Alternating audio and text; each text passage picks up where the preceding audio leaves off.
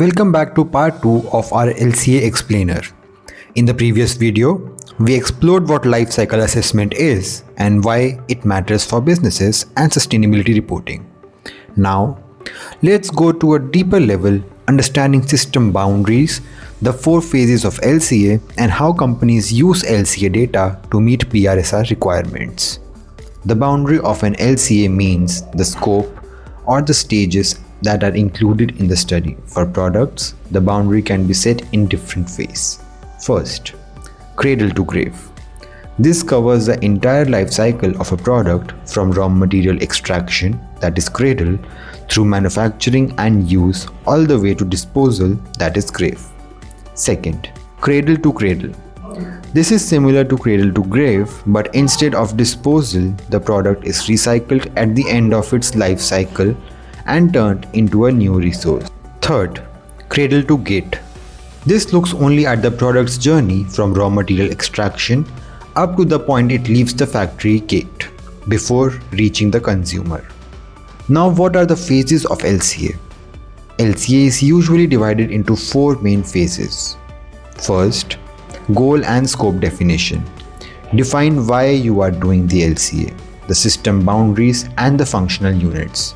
For example, assessing the environmental impact of plastic bottles compared to a glass bottle. Second, life cycle inventory, LCI. This step collects all the input and output data like energy used, materials consumed, emissions released, waste generated, etc. Third, life cycle impact assessment. Here, the data is analyzed to understand the potential environmental impacts like global warming potential, water usage, or air pollution. For example, plastic bottles may have 0.1 kg CO2 equivalent per bottle, while a glass bottle may have 0.6 kg CO2 equivalent because glass is a heavier material to transport. Fourth, interpretation.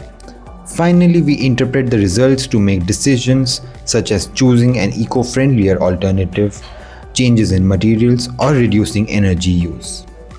BRSR Principle 2 Leadership Indicator 1 requires the companies to disclose the sustainability of their products for which LCA is most credible way. This is how Tata Chemicals disclosed its LCA. By using LCA, businesses can make fact-based sustainability decisions, reduce their environmental footprint, and report transparently under different frameworks.